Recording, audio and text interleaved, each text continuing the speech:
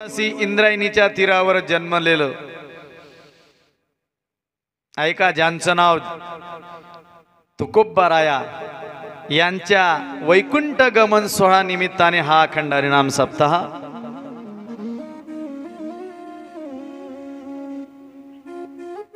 असं म्हणलं जातं. देवाची जयंती साजरी केल्या जाते.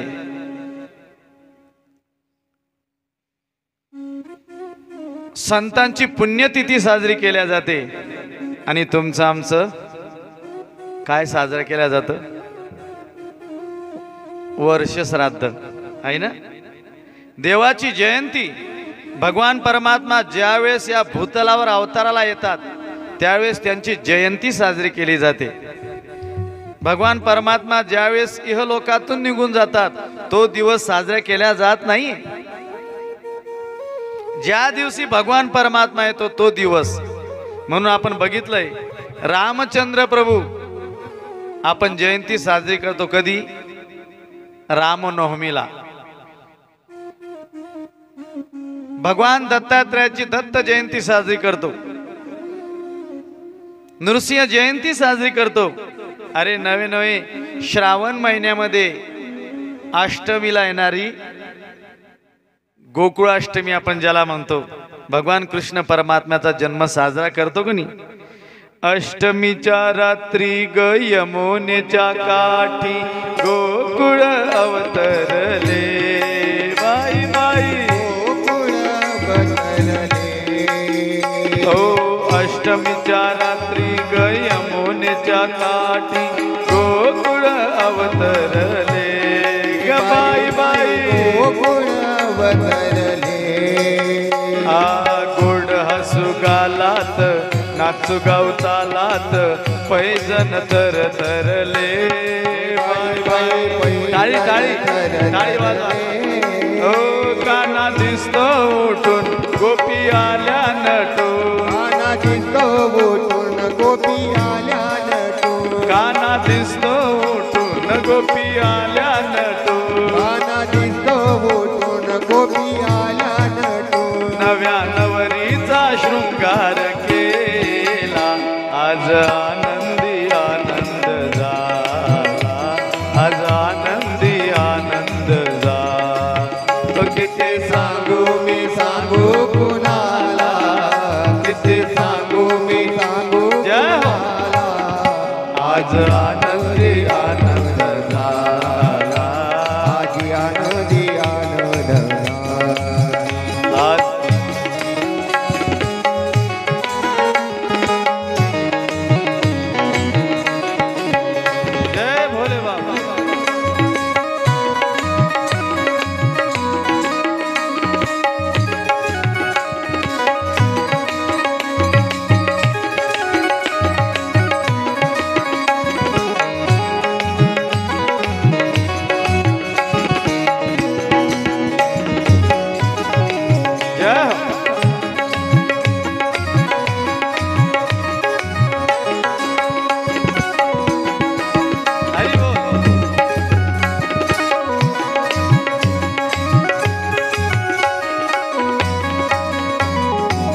भोलेनाथ भगवान की जय. ऐका, भगवान कृष्ण जन्मोत्सव साजरा करतो म्हणजे देवाची जयंती साजरी होते.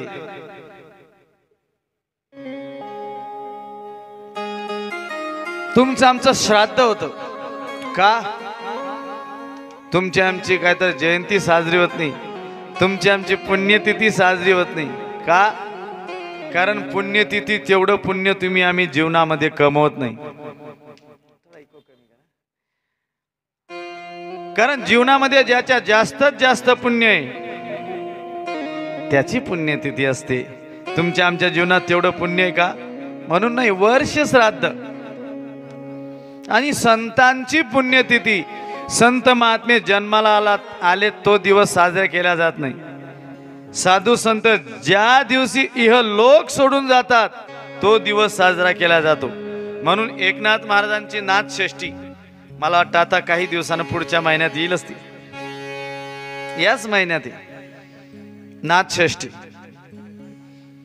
ज्ञानोबारायांच्या संजीवन समाधी सोहळा आदिशक्ती मुक्ताई यांचा अंतर्धान सोहळा आहे की नाही. कडाडली वीज निरंजनी जेव्हा मुक्ताबाई तेव्हा गुप्त झाली. अकस्मात ढग आले, सोसाट्याचा वारा सुटला, विजा कडकडायला लागल्या आणि त्या विजेतच एक वीज जोरात कडाडली आणि तिच्यामध्ये आदिशक्ती मुक्ताबाई विलीन झाली. मुक्ताबाई तेव्हा गुप्त झाली म्हणून अंतर्धान सोहळा आहे. तसं जगद्गुरु तुकाराम महाराज फाल्गुन वद्य बीजेला सदेह वैकुंठाला निघून गेलेत. म्हणजे हा देह घेऊन गेलेत. हा देह वरती कोणाला सुद्धा नेता येत नाही. पण तुकोबारायांनी तेवढी ख्याती केली. मानव देह घेऊनी निजधामा गेले, निळा मने सकळ संता तो शविले. आरतीमध्ये वर्णन केलंय बघा. म्हणून संतांची पुण्यतिथी अशा महान भगवत भक्त जगद्गुरु तुकोबारायच्या वैकुंठ गमन सोहळ्याच्या निमित्ताने आपला अखंड हरिनाम सप्ताह आणि या सप्ताहामध्ये भगवान भोले बाबांची शिवकथा तुम्ही आम्ही ऐकण्याकरता या ठिकाणी गेले 2 दिवस झाले आव्यात पण येतोय आणि आजचा 3रा दिवस. भगवान शिवाची कथा ही फार गोड आहे.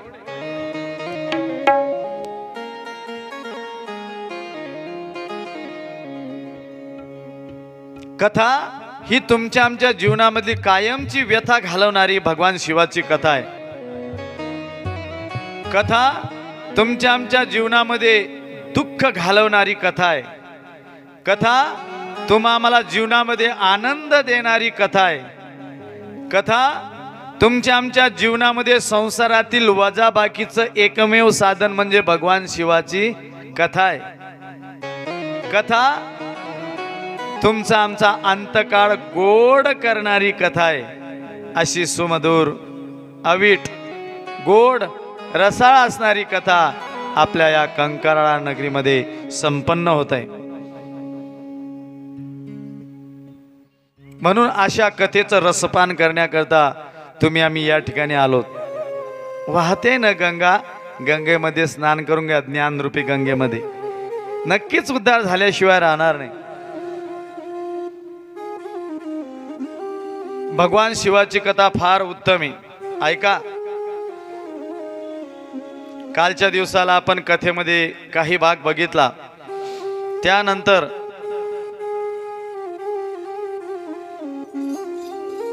असं म्हणलं जातं ब्रह्मा विष्णू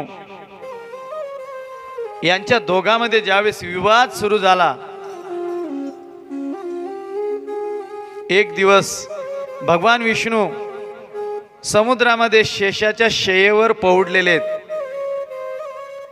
आणि लक्ष्मी माता पायाची सेवा करते. सेवा करता करता त्या ठिकाणी अकस्मात सत्यलोकातून ब्रह्मदेव आलेत आणि भगवान विष्णू परमात्म्याच्या समोर उभे राहतात आणि विष्णू परमात्म्याला म्हणतात, देवा मला वंदन करा.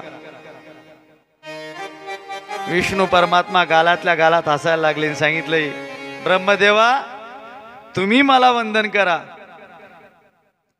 नाही म्हणले तुम्ही करा विष्णू देवा. ले ब्रह्मदेवा तुम्ही मला वंदन करा. कारण ब्रह्मदेव कोणाचा मुलगा आहे?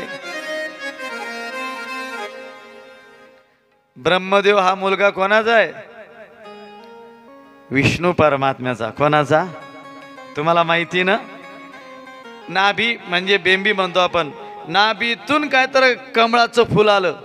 विष्णू देवाच्या नाभीतून कमळाचं फुल आलं आणि त्या फुलामध्ये ब्रह्मदेवाचा जन्म झाला. मग ब्रह्मदेवाचा बाप कोण? विष्णू ना, विष्णू परमात्मा.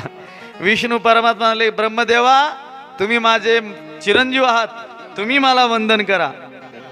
ब्रह्मदेव म्हणा लागला, देवा तसं नाही, या जगाची उत्पत्ती मी करणार आहे. ब्रह्मदेव मला वंदन करा. नेमकं असंच होतं नाही का? मुलगा शहाणा झाला की तो बापाला सुद्धा मानत नाही. मानतो का? बापाच्या पायाचा बूट जर मुलाच्या पायाला यायला लागला तर तो बापाला एक दिवस म्हणल्याशिवाय राहत नाही, बाबा तुम्हाला काही कळत नाही म्हणतो का नाही? ज्या आईनं घास भरवला, अरे ज्या आईनं बोटाला धरून चालणं शिकवलं, ज्या आईनं बोलणं शिकवलं, त्या आईला मोठा झाला म्हणतो आई तुला काही समजत म्हणतो ना. लक्षात घ्या, असंच आहे. हे एकदा उलटे झाल्याशिवाय राहत नाही. पण संस्कारित जे असतील ते कधीच उलट बोलणार नाही. हा कलियुगाचा महिमान आहे. आई बापाला सुद्धा आई बाप म्हणायला तयार नाही. माँ बाप को कोई ना माने, माँ बाप को कोई ना माने, औरत को बहुमान, आई रे बेईमान दुनिया, आई रे, आई रे बेईमान दुनिया, आई रे. लक्षात घ्या, आई बापाला ओळखलं पाहिजे. ज्या आई बापानं आपल्याला हे विश्व दाखवलं त्यांचे उपकार तुमच्या आमच्यावर फार आहेत, अगणित आहेत. म्हणून वर्णन केलंय ना, सबसे बड़ी है माँ ओ पगले, सबसे बड़ी है माँ, माँ से बढ़कर कोई नहीं है, माँ से बढ़कर कोई नहीं है, वो देती है सबको दुआ, सबसे बड़ी है माँ ओ पगले, सबसे बड़ी है माँ. आई आणि बाप मुलाच्या जीवनामध्ये निस्वार्थ प्रेम करणारे दोन व्यक्तिमत्व आहे. निस्वार्थ. ऐका, जगतामध्ये निस्वार्थ प्रेम करणारं कोणीच नाहीये. मुलगा असो, मुलगी असो, मामा असो, मामी असो, काका असो, काकी असो, पत्नी असो, तुमच्यावर निस्वार्थ प्रेम करणारी फक्त आई किंवा बाप आहेत. तुम्हाला मी प्रश्न विचारतो. एका घरामध्ये दोन भाऊ आहेत. लहाना भाऊ 50,000 रुपये महिन्याला कमवतो आणि मोठा भाऊ 5 पैसेही कमवत नाही, पण दिवसातून 3दा पितो. सांगा बरं, आईचं कोणावर जास्त प्रेम असेल? पिणाऱ्यावर का 50,000 कमावण्यावर? हा, पैसे कमावण्यावर ना. ऐका, एक दिवस रविवारचा दिवस आहे, लहान मुलगा घरीच आहे, नाश्ता केला आणि पुढच्या घरामध्ये बसलाय, पेपर वाचतोय. तेवढ्यात त्याचा मोठा भाऊ बाहेरून आला. त्याने बाहेरून चप्पल पाहिली, अरे लहाना घरी दिसतोय म्हणून तो काही घरामध्ये शिरला नाही. दारातूनच आईला म्हणतो, आई मला भूक लागली, भाकर दे. लहान्या भावाने घरातून आवाज ऐकला त्याचा आणि लहान्या भावाने बसल्या बसल्या सांगितलं, आई त्याला जर भाकर देशील तर खबरदार. आई कोणाचं ऐकेल आता? हा, मोठ्याचं ऐकेल का लहान्याचं? आईला माहिती आहे 50,000 रुपये कमवतो, याचं ऐकलं पाहिजे. आई मागच्या घरात गेली आणि लहान्याला न दिसेल अशी उभी राहिली आणि समोरच्या दरवाजात उभा असणाऱ्या मोठ्या मुलाला सांगितलं, काय कर, मागच्या दाराने. तो मागच्या दाराला आईने 2 भाकरी कागदात दिल्या, का भाजी दिली, मंदिरावर खाजा. तुम्हाला सांगू, आईचं प्रेम जरी दोन्ही मुलावर असलं पण कणकभर शिल्लक दारुड्यावर आहे. कोणावर आहे? जो दारू पितो त्याच्यावर. त्याला माहिती आहे हा 50,000 रुपये कमवणार आहे, हा कधीही योग्य त्याचं कमवून खाईल, पण याचं कसं होईल? कोणाचं? दारू पिणाऱ्याचं. म्हणून बघा, आई ती आई असते. मुलानं आईला कितीही ढकलून दिलं तर आईच्या अंतःकरणामध्ये मुलाबद्दल काय असतं? प्रेम. प्रेम म्हणण्यापेक्षा मी अजून एक शब्द पुढचा मांडेल, माया असते, माया. कारण प्रेम म्हणलं की प्रेम कुठंतरी तुटतंय, आहे का नाही? प्रेम कायमस्वरूपी राहत नाही. लोक म्हणतात माझं फार प्रेम होतं त्यांच्यावर, पण आला की म्हणजे कुठंतरी याचं तुटलंय. प्रेम कुठंतरी संपत आहे, पण माया नाही संपत, माया. म्हणून तर ते का आपण गायले ना, आई माझी मायेचा सागर दिला तिने जीवनाकार. आई वडील माझे थोर, काय सांगू त्यांचे उपकार. जीवनाच्या वाटेवरती किती असतो त्यांचा आधार. आई माझी मायेचा सागर दिला तिने जीवनाकार. आहे ना? अरे ती आई कधी कधी पोटभर खात नाही, पण आपल्या बाळाला पोट भरून दिल्याशिवाय राहत नाही. तिला काय म्हणतात? आई. आई मुला करता काही करते, आपल्या पोटाला चिमटा घेईल पण मुलाला पोटभर खाऊ घालील, तिला म्हणतात आई. तडपत्या उन्हात अन रक त्या रानात राहिलीस माझ्यासाठी तू ग कष्टाच्या घामात. कधी मिळेल मुठभर घास, कधी घडेल तिला उपवास. ओल्या मातीतून चालताना तुडविले काटेचे फास. आई माझी मायेचा सागर दिला तिने जीवनाकार.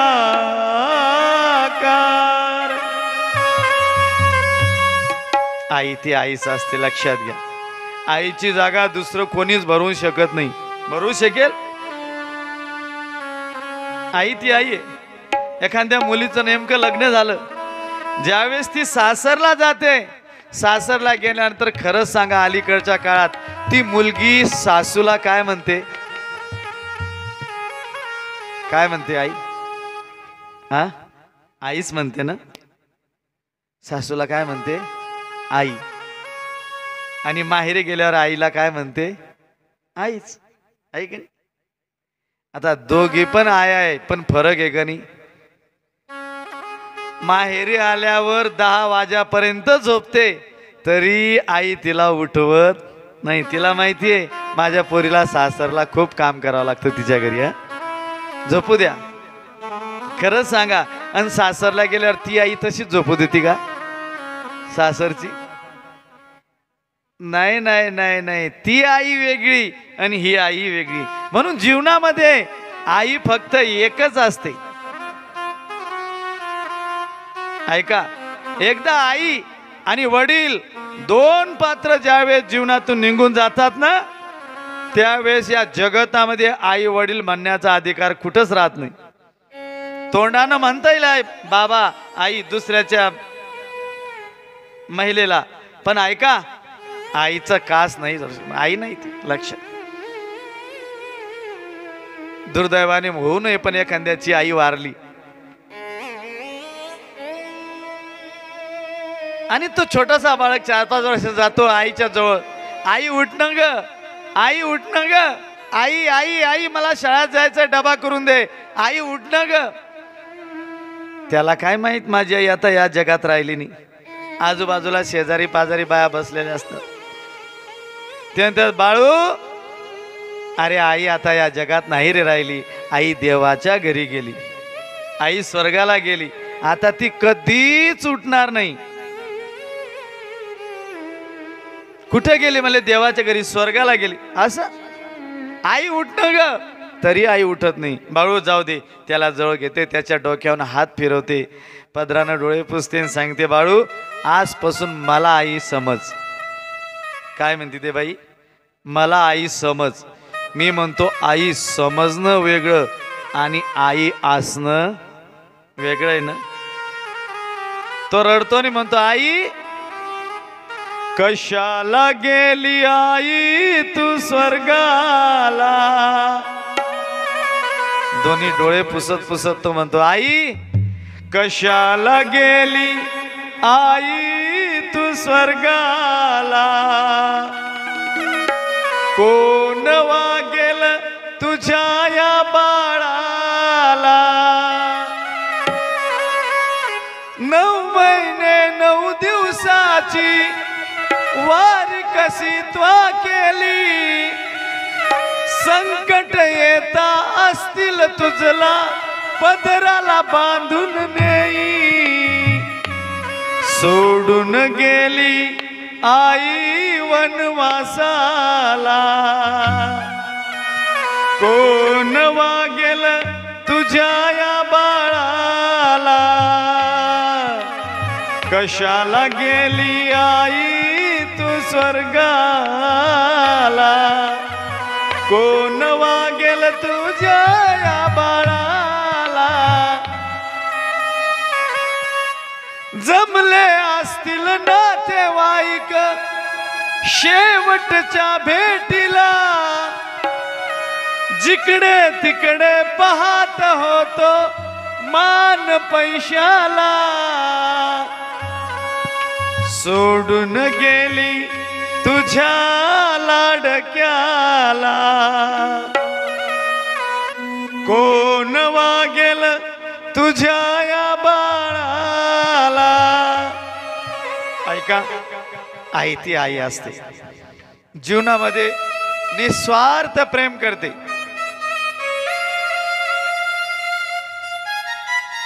ऐका नाही, अजून एक कोणतरी भावगीत गायलंय पा.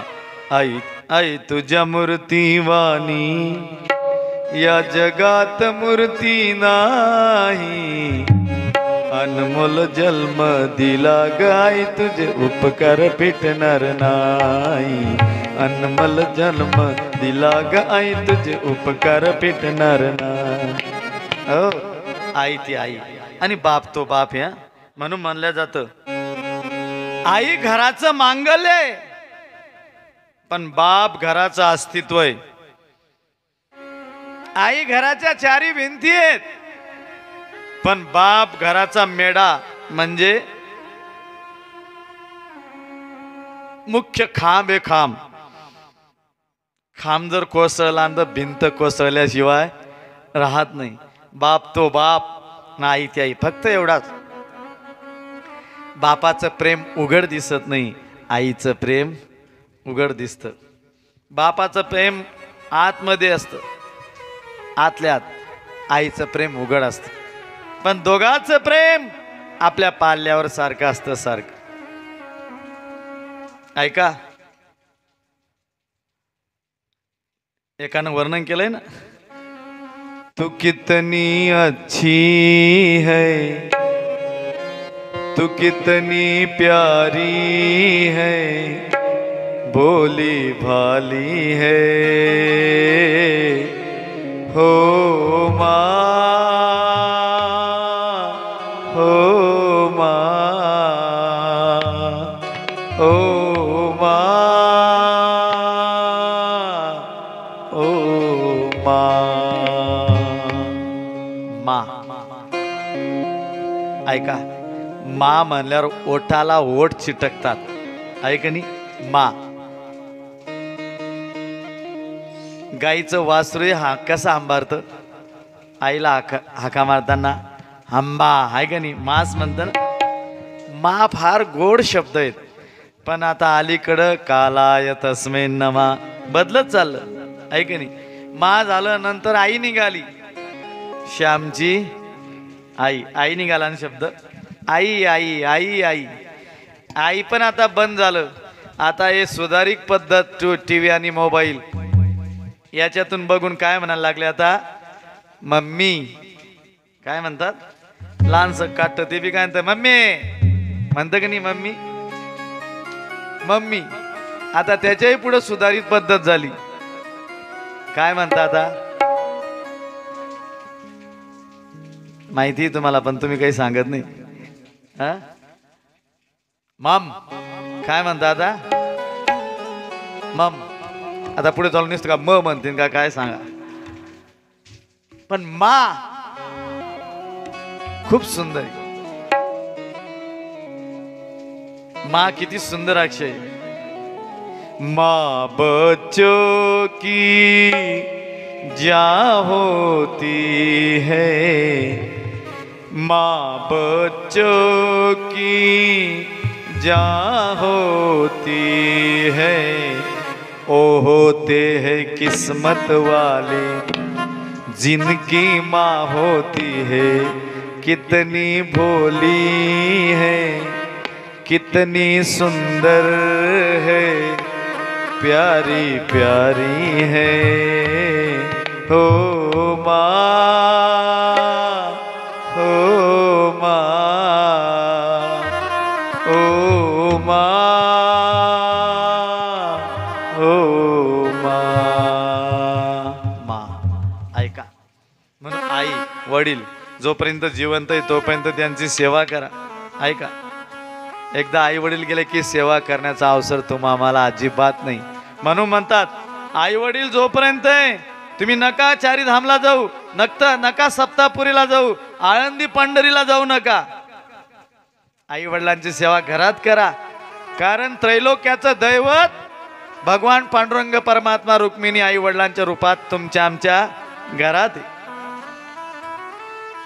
त्यांची सेवा करत नसाल आणि पंढरीला किंवा नर्मदा परिक्रमाला पायी पायी जात असाल, काही उपयोग आहे नाही.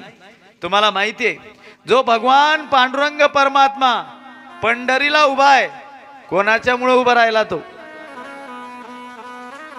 कोणामुळं माहित नाही तुम्हाला. भक्त पुंडलिकासाठी उभा राहिला विटेवरी. बरोबर आहे ना, कोणा करता उभा राहिला, योगी 28 विटेवरी उभा, वामांगी रखमाई दिस दिव्य शोभा, पुंडलिकाच्या भेटी परब्रह्माले गा, चरणी वाहे भीमा. बरोबर आहे, कोणाच्या भेटीसाठी आला, पुंडलिकाचा. आणि तिथं उभा राहिला. पुंडलिकाने एक वीट फेकली माग, सांगितलं माझ्या आई वडिलांची सेवा चालू आहे देवा. अरे पुंडलिका मी कोण आहे, सर्वसाधारण मनुष्य नाहीये. अरे त्रैलोक्याचा मालक भगवान परमात्मा मी आहे, माग बघ. सांगितलं माझ्या आई वडिलांची सेवा आहे, तोपर्यंत कोणी आलं तर मी माग बघणार नाही. तुला वेळ असेल तर या विटेवर थांब. माग वीट फेकली.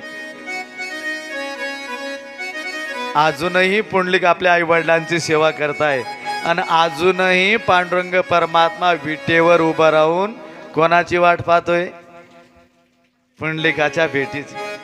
किती दिवस झाले, युगी 28 किती आतापर्यंत वाट पाहतोय. अरे जी वीट फेकली त्या विटेवर तो उभा आहे, ते विटही किती भाग्यवान असेल. ऐक ना, विठ्ठलाच्या पायी वीट झाली भाग्यवंत, विठ्ठलाच्या पायी वीट झाली भाग्यवंत, विठ्ठलाच्या पायी वीट झाली भाग्यवंत, विठ्ठलाच्या पायी वीट झाली भाग्यवंत. पाहताची होती दंग आज सर्व संत, पाहताची होती दंग आज सर्व संत, विठ्ठलाच्या पायी वीट झाली भाग्यवंत, विठ्ठलाच्या पायी वीट झाली भाग्यवंत. विठ्ठलाच्या पायी वीट झाली भाग्यवंत.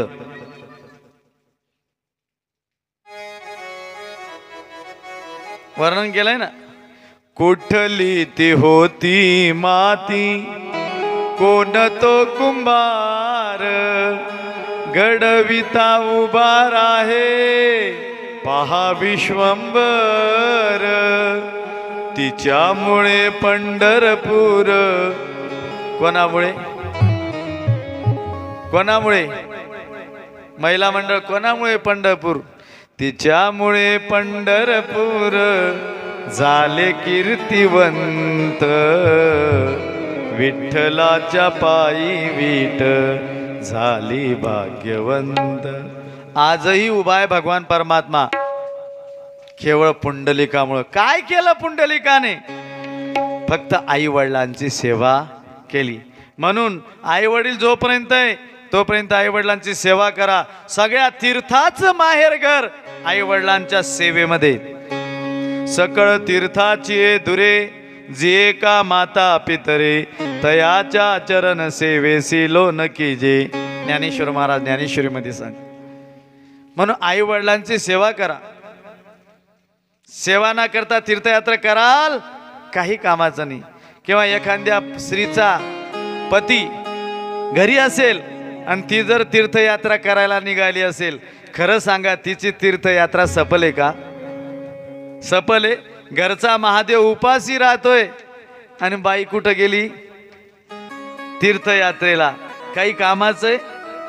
सुहागन तीर्थ करने चली, सुहागन तीर्थ करने चली. सौभाग्यवती स्त्री तीर्थाला निघाली आहे आणि घरी तिचा पती उपवासी राहतोय. अरे पती हा स्त्रीचा परमेश्वर आहे, देव आहे. तिने त्याच्या सेवेमध्येच राहिलं पाहिजे. तसं आई वडील हे मुलाचे दैवत आहे, म्हणून त्यांना विसरता कामा नाही. वर्णन केलंय ना.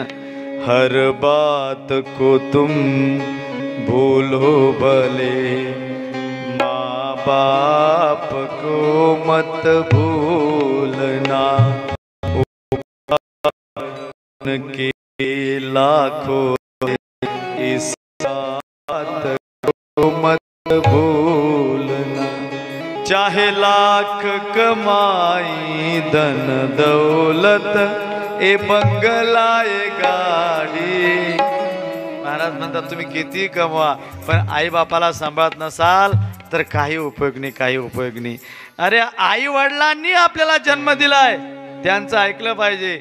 ब्रह्मदेव म्हणायला लागले विष्णू परमात्मा तुम्ही माझं वंदन करा, आणि विष्णू परमात्मा म्हणतात तुम्ही माझं वंदन करा. शेवटी दोघांनी कैलास पर्वतावर गेले आणि भगवान भोलेनाथांची आराधना केली. महिम्न पारंते परम विदुषो यद्य सदृशी स्तुतीर ब्रह्मादीना. शिव महिम्नाचा पाठ केला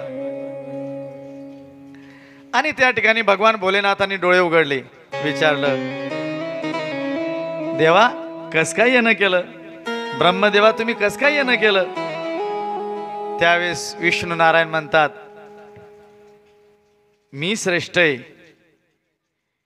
आणि ब्रह्मदेव म्हणतात मी श्रेष्ठ आहे. भगवान भोलेनाथ होते. भोलेनाथांनी ब्रह्मदेवाला वरती एक असा खांब रचला, उंच खांब, आणि त्या खांबाला जवळ गेले आणि ब्रह्मदेवाला सांगितलं तुम्ही वरती जा, या खांबाचं शेवटचं टोक बघून या. विष्णू नारायणाला सांगितलं विष्णुदेवा तुम्ही या खांबाचं शेवटचं खालचं टोक बघून या, कोण येतंय बघून बघतो. महादेवाने सांगितलं. विष्णू नारायण खालती गेले पाताळात, ब्रह्मदेव वरती गेले. आणि वरती गेल्यानंतर ब्रह्मदेव फार फार फार फार फार वरती गेले, पण भगवान शिवानी रोवलेल्या खांबाचा पूर्वार्धाचं टोक त्यांना दिसलं नाही.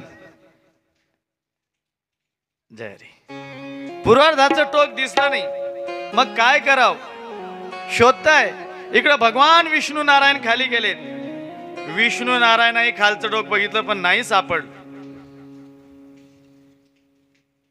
ब्रह्मदेव हा स्तंभ किती उंच गेलाय, शोध लागलाच नाही. भगवान शंकरांनी सारे जाणले. ब्रह्मदेवाला सांगितलं की या दिव्य स्तंभाचा शोध लागणे शक्यच नाही. पण ब्रह्मदेव म्हणायला लागले,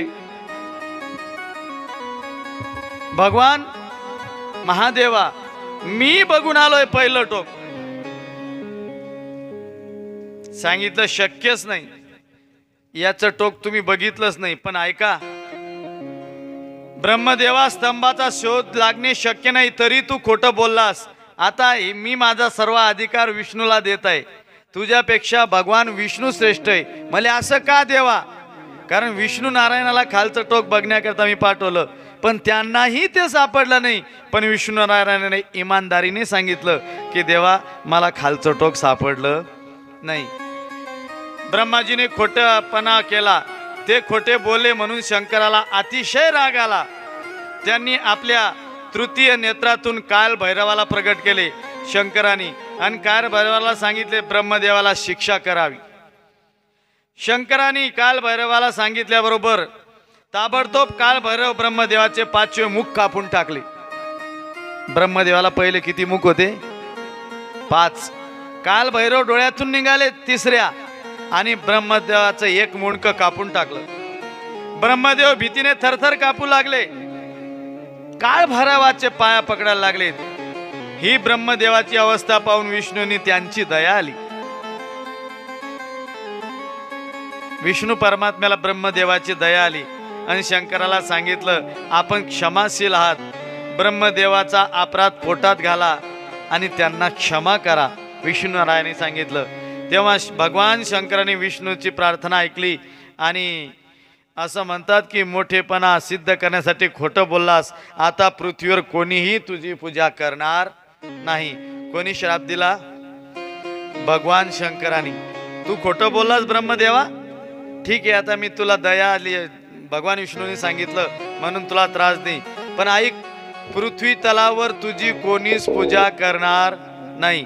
तुम्ही ब्रह्मदेवाचे मंदिर पाहिले गावोगावी आहेत का? कुठे आहे ब्रह्मदेवाचं मंदिर? हा, बरोबर, तिथे एक मंदिर आहे. आणि एक मंदिर पाहायचंच असेल तर कैकडी बाबाच्या मठात आहे. कुठं? पंढरपूरला. लक्षात घ्या, तुझे मंदिर देखील कोणी बांधणार नाही. भगवान महादेव म्हणतात, तुझा उत्सव देखील कोणी करणार नाही. ब्रह्मदेवाचा कोणी उत्सव करतोय का? अजिबात नाही. हे उद्गार ऐकून ब्रह्मदेवाने हात जोडून क्षमा करण्याची विनंती केली. तेव्हा क्षमा याचना केली, म्हणून तुला वरदान देतो, तू यज्ञाचा आचार्य होशील. तुझे स्मरण केल्याशिवाय कोणताही यज्ञ सफल होणार नाही. म्हणून यज्ञाच्या टायमाला पहिलं नाव कोणाचं घ्यावं लागतं? ओम ब्रह्मदेवाय नमः. लक्षात घ्या. यानंतर भगवान केतकी पुष्पाला म्हणाले, दुष्टा, तू आता येथून निघून जा. मी तुला तुझ्या पूजेतून वर्ज केले आहेत. यापुढे मी कधीच देखील तुझ्या स्वीकार करणार नाही. हे ऐकून पुष्पकास अतिशय वाईट वाटले. त्यांनी शिवजीची क्षमा मागितली. केतकीचं फुल माहिती ना? केतकी, केतकीचं फुलाने ब्रह्मदेवाला साक्ष म्हणून महादेवाला दिलती की खरंच ब्रह्मदेवाने वरचं टोक पाहिलं होतं का? नाही, पण खोटी साक्ष दिली म्हणून अजूनही केतकीचं फुल महादेवाला चालत नाही. ऐका, त्यावेळी भगवान शंकर म्हणाले, तू खोटी साक्ष दिलीस, चांगलं केलं नाही. अरे, जगात खोटेपणा काही चालत नसतो. खोटी साक्ष देणाऱ्यांना शिक्षा मिळालीच पाहिजे. मी तुला कधी देखील धारण करणार नाही. तुला तुझे खोट्यापणाचा पश्चाताप झाले, त्यामुळं आता तुझा विष्णू आदी देवादिदेव स्वीकार करतील. म्हणजे भगवान विष्णू नारायण, इतर देव देवता तुझा स्वीकार करतील, पण मी तुझा स्वीकार करणार नाही. केतकी पुष्पाला सांगितलं. भगवान शंकर भैरव प्रगट करून ब्रह्मदेवाचे 5वे तोंड तलवारीने छेदून टाकले. याचे कारण आपल्या मोठेपणासाठी खोटे बोललेत. आपणही बोध घेतला पाहिजे. आपण जीवनात कधीच खोटं बोलायला नको अशी प्रतिज्ञा करून वागलं पाहिजे. शिवपुराण कथाकार सांगतात, आपल्याही जीवनामध्ये माणसानं खोटं बोललं नाही पाहिजे. खरं सांगा, तुमचा एखादी असा दिवस जातो का की आपण आज खोटं बोललोच नाही म्हणून? जातो? थोडं तरी खोटं बोलतोच ना? बोलतो का नाही? आणि आता फोनवाले तर लयच खोटं बोलतात. बोलता का नाही? जर त्यांना म्हणलं कुठपर्यंत आले, आलो आलो आलो, जवळच आहे, आज तो लांब, पण काय सांगतो जवळच. खोटं. आणि जेवढं खोटं बोलाल तेवढं कलियुगाचं महिमान प्राप्त करून दिलं. असत्यासी रिजेल जन.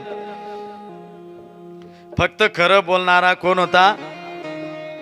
धर्मराजा होता. धर्मराजा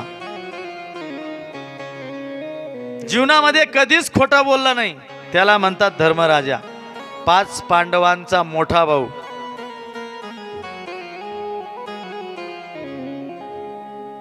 युद्ध प्रसंगी फक्त एकदा भगवान कृष्ण परमात्म्याच्या सांगण्यावरून थोडंसं खोटं बोलले होते.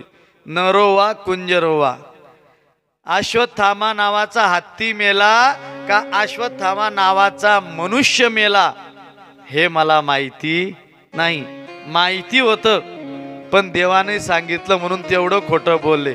तुम्हाला सांगू, स्वर्गाला जाताना वरतून जाता जाता पायाचा अंगठा गळून पडला.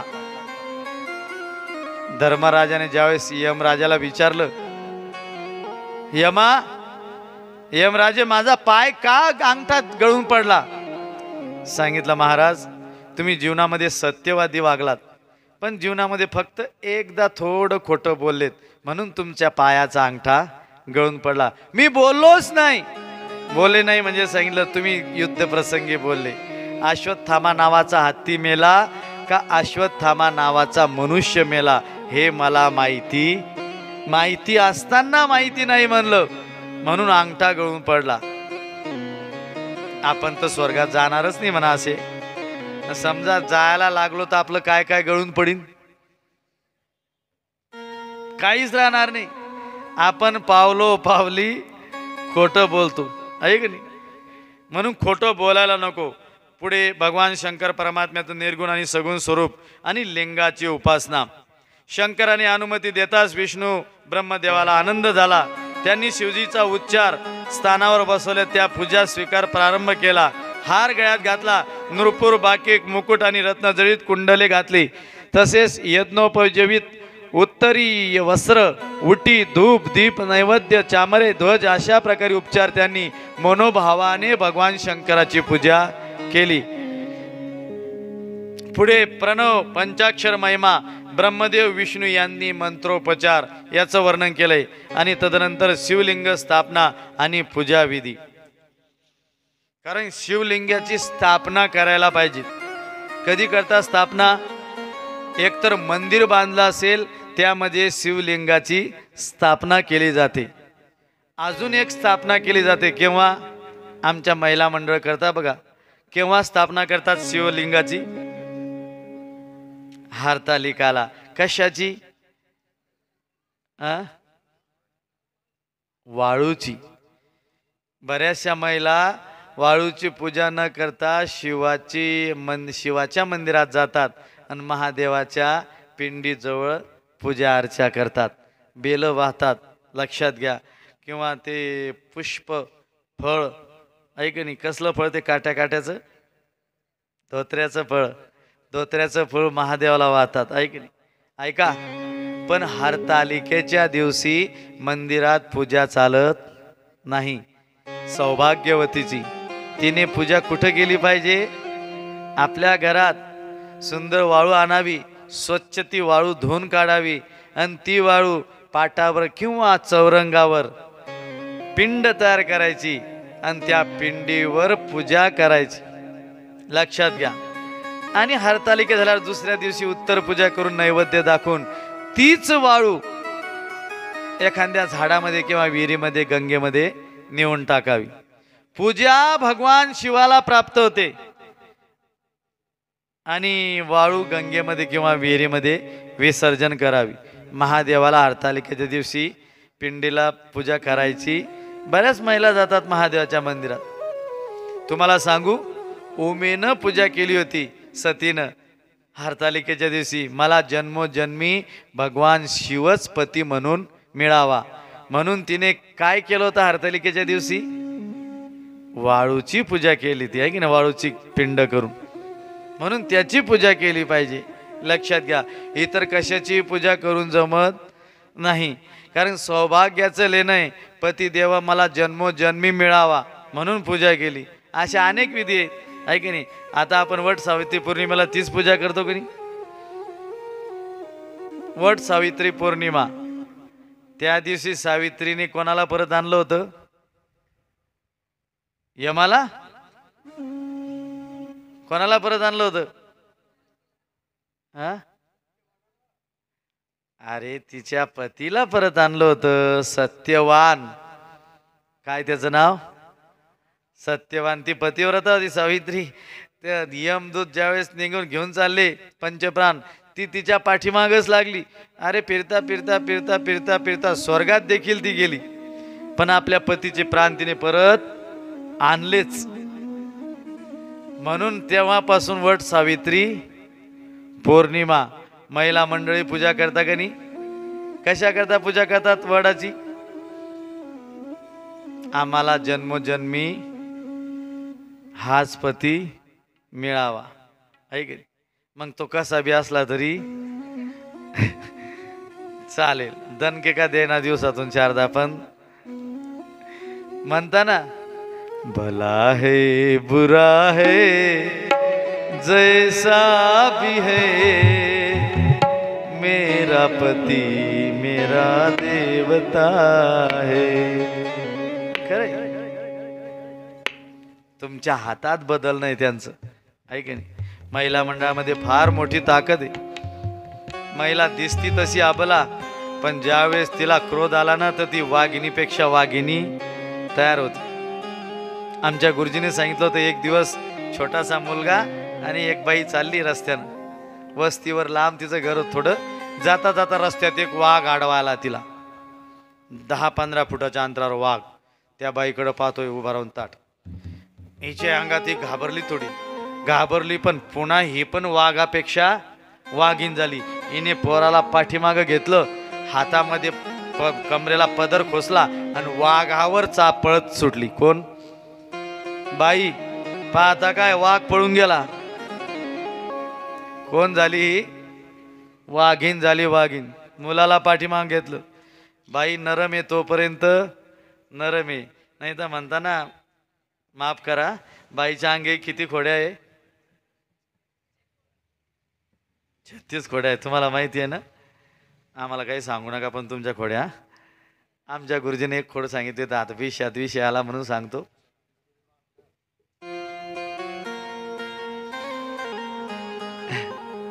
72 खोड्या का? नाही, 36 सांगितले आहे. ऐका, नवरा बायको 2 जण उन्हाळ्याचे दिवस आणि नागरटी करायला लागली. ऊन म्हणतो मी. नागरटी करता करता तिच्या नवऱ्याची खोड तिला मोडायची होती. म्हणून तिने गुपचूप आणू नये, पण ती आणले तिने पानशेंगा. पानशेंगा माहिती ना कुठं राहता? अरे वा, चांगले ओळखीचे तुमच्या जवळ. तिने एवढ्या पानशेंगाला मोठमोठ्या, आणि पती नागराला ती मागं मागं चालली. काडी कचरायचं. चालता चालता अर्ध नागरलं, आणि तिने कुठे मुठे एवढ्या एवढ्या त्या पानशेंगा टाकल्यात. आणि तिकडनं येताना नवऱ्याला त्या दिसल्या. अरे इथं कस काय आल्या या मासे? इथं कस काय आले? अहो म्हणले नागरटीतून निघाले. आता मासे नागरटीतून निघतात का? मासे कुठं राहतात? पाण्यात. नागरटीतून निघाले. अरे वा, कस काय निघाले? तो एक एक जमा करायला लागला. एवढे झाले, पिशवीत टाकले. म्हणले आता काही भाकर सोडत बसू नको, घरी जा, याची मस्त भाजी कर. काय सांगितलं? भाजी कर. ती घरी गेली. तिनं त्या पानशेंगाकडे झाकून ठेवल्या आणि मस्त हरभऱ्याच्या डाळीचं बेसन केलं. बेसन. हा इतकं काम उरकून आला, एकदम खुश होऊन आला. आज आपल्याला जेवायचंय, मनासारखं भोजन मिळणार. आला घरी, हातपाय धुतले, मित्रालाही बोलवलं सोबत, चल तू पण. दोघं जण जेवायला बसले. हिने 2 ताटं केले, एका ताटात भाकर आणि त्याच्याच बाजूला एवढं मोठं बेसन ठेवलं दोन्ही पुढं. तो म्हणाला, का ग तुला ती भाजी करायला सांगितली होती ना? तो म्हणला, कोणती? ती ना पान शेंगाची, मासाची भाजी. लय नाही, कसली मास? अगं मी नाही का तुला दिल्या? म्हणजे कुठून? अगं नागरटी करता करता सापडल्या नाही का आपल्याला? ती म्हणले, तुमचं का डोकं पागल झालं काय? कुठं सापडल्या आणि कुठं दिल्या? घ्या खा. मी तुला दिल्या का नाही? आपण जेवण केलं नाही पण तुला ती भाजी करायला सांगितली. हे काय वाढलं तू? मला त्याची भाजी दे. म्हणले, कशाची? जे आणलंय त्याची. अहो तुमचं डोकं ठिकाणावर आहे का? तो उठला आणि त्याने बायकोला धन धन मारलं. तितक्यामध्ये तिने आरडा ओरड केला. मित्राने त्याला आवरलं. शेजारी पाजारी 2-4 लोक आले आणि त्या 2-4 लोकांनी सांगितलं, काय झालं काय झालं? पत्नी रडत रडत म्हणते, ते म्हणतात की त्याची भाजी करून दे मासोळ्याची. म्हणले, मग करून दे ना, तुझं काय? अहो पण कुठून आणल्याच नाही तर? तो म्हणाला, मग आता मी दिल्या तिच्याजवळ. कुठून दिल्या? मग नागरटी करता करता त्या नागरटीत सापडल्या. आजूबाजूचे लोक म्हणे, याचं काहीतरी बिघडलं, नागरटीत कुठं सापडतं काय? तो म्हणले, अरे हो ना, मी माझ्या हाताने दिल्या नागरटीतून येचून. त्याची बायको म्हणायला लागली, हे असंच करायला लागले 2 दिवस झाले. लोकांनी त्याला घेतलं, घरामध्ये खांबाला दोरानी पक्क बांधलं 4-5 लोकांनी. आणि गावात एक असाच होता आडदांड. त्याला विचारले, असं कशाने होतं? असं होत असतं म्हणले, त्याला डागणे द्यावं लागतात. काय द्यावं लागतात? मग त्याच्या पुढं अग्नी तयार केला आणि 2 सळ्या लाल जरद केल्या. तो त्या सळ्याकडे पाहतोय, रडायला लागला. बायकोला कया बाया करतोय, मी तुझ्या पाया पडतो, पण सांग ना, थोड्या वेळाने हे मला काय करणार आहे? चटके देणारे चटके, तुझ्या पाया पडतो असं म्हणसाल का? म्हणजे कधीच म्हणणार नाही. मग तिने सांगितलं त्या लोकांना, जाऊ द्या, मी माझ्या पतीचं बघून घेईल, तुम्ही काही रिकामी कामं करू नका. लोक निघून गेले. तिने सोडलं आणि तो तिच्याजवळ बसला. का ग खरं सांग ना, मी सांगत होतो ते खोटं होतं का? म्हणले, नाही खरं होतं. मग त्या लोकांना देखत खोटं काय बोलत होती? सांगितलं, ही सर्वी किमया कोणाची आहे? माझीच आहे. अहो वेडेपणा काय लोकांना सांगता? नागरिटीमध्ये काय ते सापडतं का? मासे कुठं सापडतात? पाण्यात सापडतात. नागरिटीत मग ते असं झालं कसं? मी टाकले होते ते. त्यावेळेस तिने सांगितलं, तुम्हाला सांगू का, आम्हा बायामध्ये 36 खोडे असतात, त्यातली फक्त ही पहिली खोडे. अजून दुसरी घ्यायची का तुम्हाला अनुभव? तो म्हणला, नको नको, तुझ्याजवळच राहू दे. ऐक नाही, लक्षात घ्या. म्हणून नारी की शक्ती महान. या जगतामध्ये एक महिला काही कमी नाही. आणि अलीकडच्या काळात तर जिथं पहा तिथं महिला आहे. ऑफिशियलमध्ये महिला, बँकेमध्ये महिला, बसमध्ये कंडक्टर ड्रायव्हर महिला, विमानामध्ये पायलट महिला. कुठं महिला कमी आहे? कथामध्ये महिला. आता जळगावला प्रदीपजी मिश्रांचं शिवपुराण महाकथा झाली. तिथं जास्त कोणाची गर्दी होती, महिलांची का पुरुषांची? महिलांची होती. आणि तितक्या महिलांमध्ये जास्त चोर सापडले. ते चोर जास्त महिला होत्या का पुरुष होते? कोण होते? महिलाच होत्या. आहे की नाही? कुठेही जा महिला. आज महिला कुठंच कमी नाही. कीर्तनकार सुद्धा कोण आहे आता? जास्त महिलाच आहे.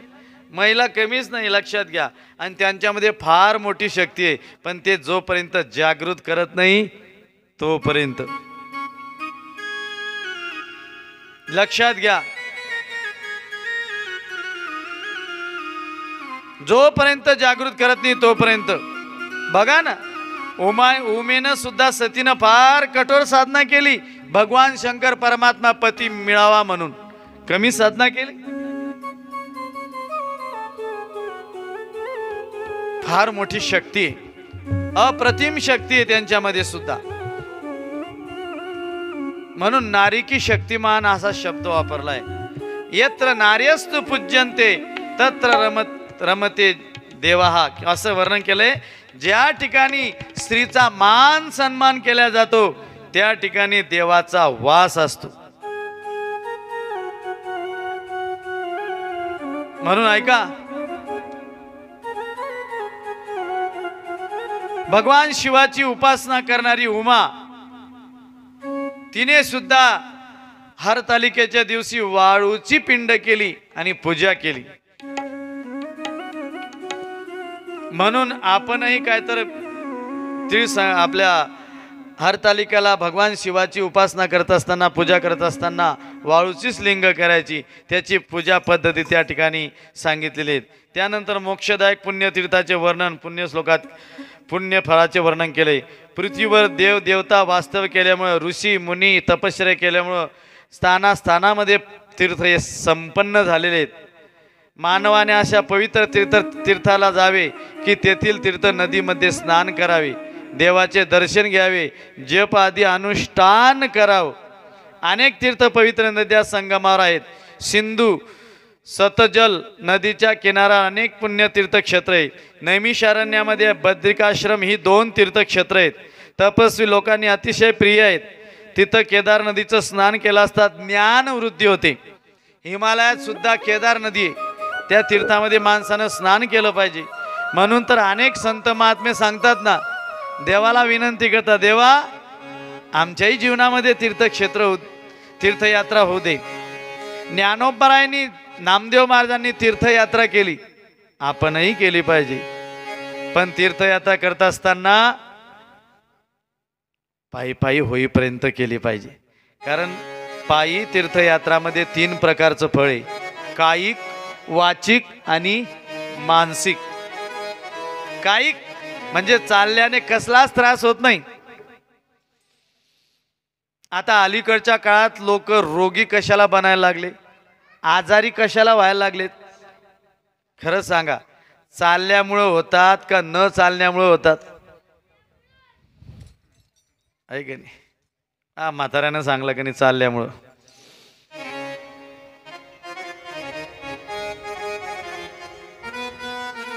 जीवनामध्ये पूर्वीचे लोक पायी पायी चालत होते.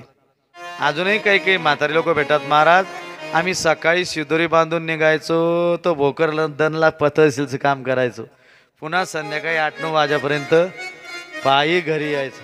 आहे ना? झालं 1 मिनिट. पहिले पायी चालायचे, त्याच्यामुळे शारीरिक व्यायाम व्हायचा. बीपी होत नव्हती, शुगर होत नव्हती, कसला आजार होत नव्हता, कसलाच आजार नाही.